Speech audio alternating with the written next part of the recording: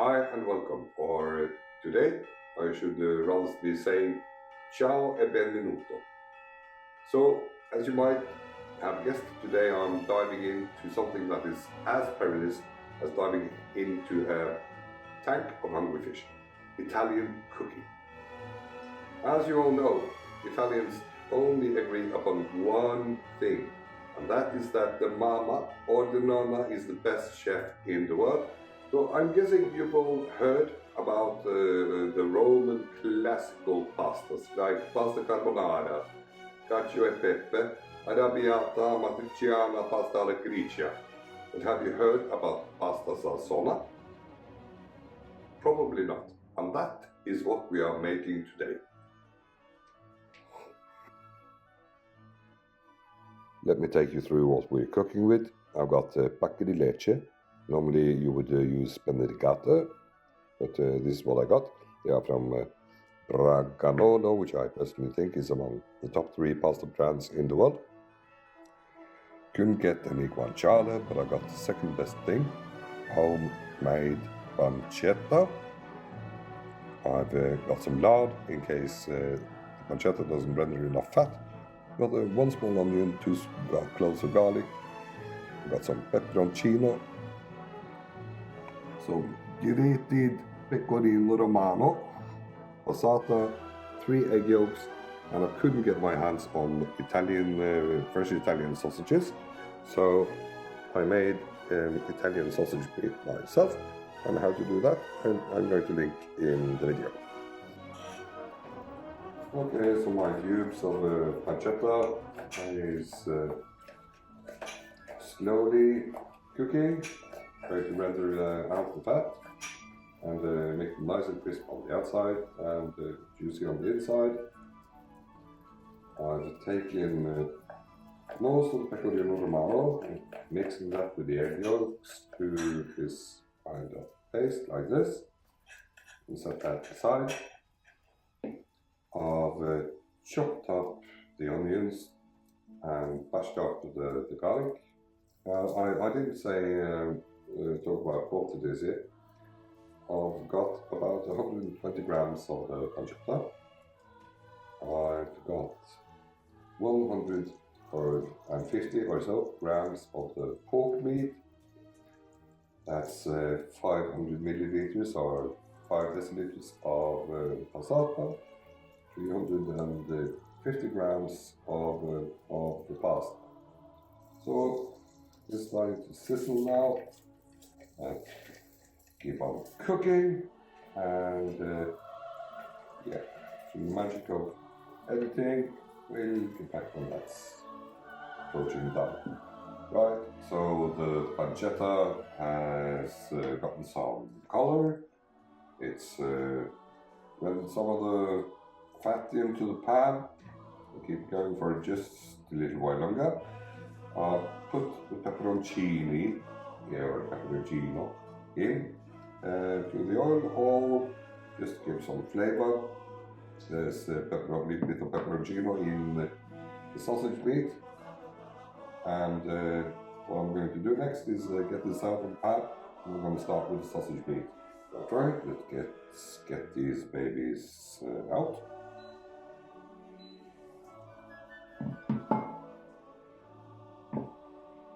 Now, some people are scared of fat. I'm not. I mean, you're not going to eat this every day. You're obviously going to have an heart attack. So every once in a while. Can't hurt. Oops.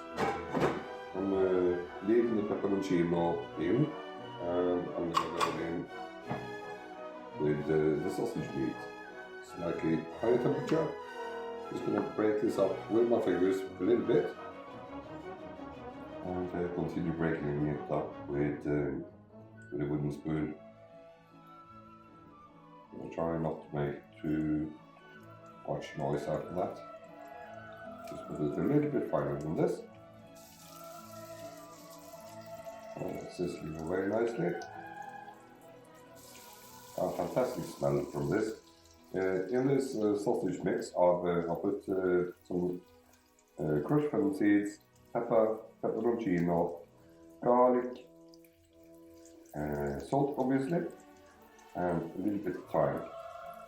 That's the flavors I like in this version anyway of the fresh Italian sausages. There are probably hundreds of them. If you wanted like an English breakfast sausage, you could just go for the sage and maybe some coriander, that tickles your fancy really. You can make this stuff into taste absolutely anything you want to. Yeah, I'm gonna pass for this probably. The pepperoncino, by the way, is still in there to continue flavoring the sauce.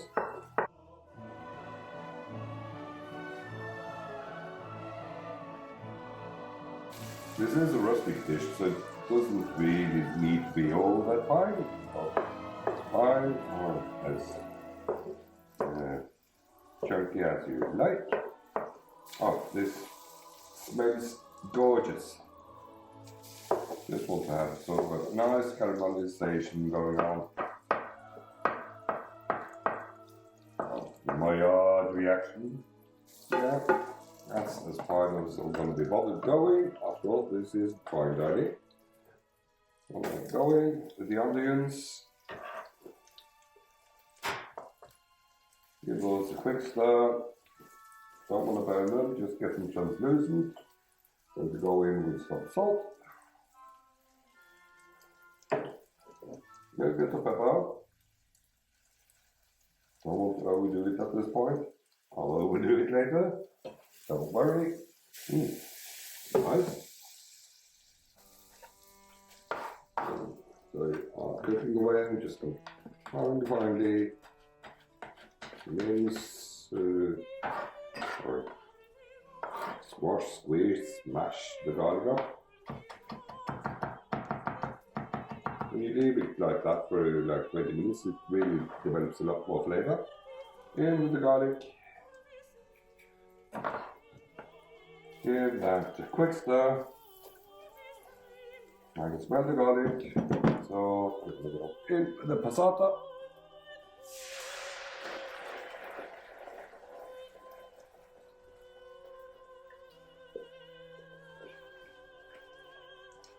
This is going to cook for a little while, 10 to 15 minutes. You take it to a nice sauce, and that's it really. I'm going to mix it with the pasta when the pasta is done. Just get the water on the boil there. The pasta has been cooking away with the garlic and the onion and the Italian sausage meat. I'll add these cubes of pancetta back in. Let it make you love. Pasta water's on the boil. This pasta is supposed to be boiling for 11 minutes. I'm gonna try and take it off at about 10, 9-10 minutes and finish the sauce in the pan. The pasta still got about 3 minutes to go. I'm just gonna take some of this pasta water and let that cool down a little bit. And I'm gonna temper the eggs with that so that the egg yolks doesn't curdle, which is somewhat important. Pasta still got about a minute left. The pasta water that I took off is chilled somewhat. I'm just going to temper the eggs very carefully, a little bit at a time. I've got about 125 milliliters of pasta water here. A little bit at a time, no rush. Just get that even and smooth.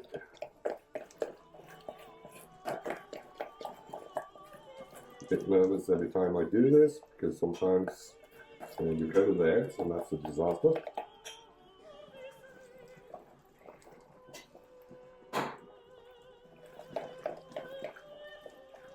Like so.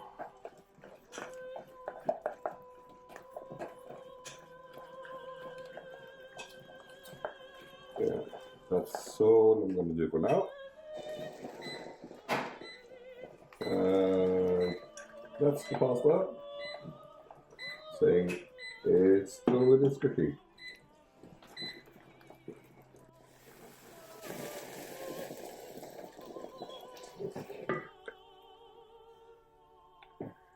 Okay, I've switched everything off. I'm gonna go in with this lovely pasta. Oops, that one escaped. Okay, I'm just gonna do the un-Italian thing, which is use colander real quickly like. So I've gotten rid of the excess pasta water. I'm gonna bring this back on the heat. Let the splash of pasta water. Let the sauce start working itself into the pasta.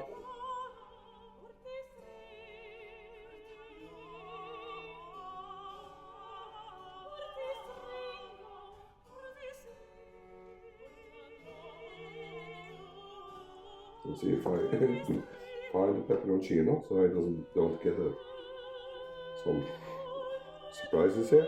Yep, that's the surprise. Okay, just gonna keep on stirring here for a little bit. Right, oh, escape, I want you. Yummy. Bring the heat up a little bit more. And the pasta was slightly undercooked. I want it to be al dente. Shouldn't be a problem.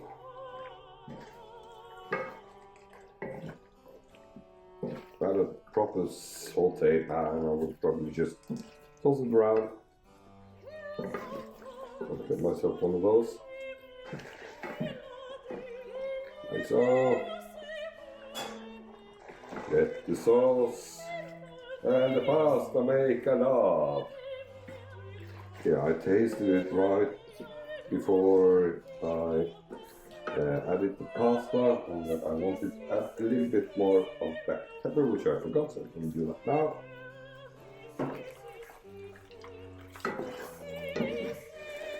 Take the heat off. Notice about this. If I get everything right, it's gonna get nice and creamy. Sometimes I do cover.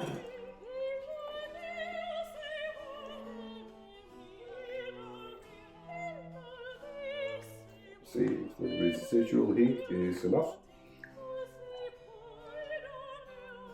It is nice and creamy, lovely texture, consistency.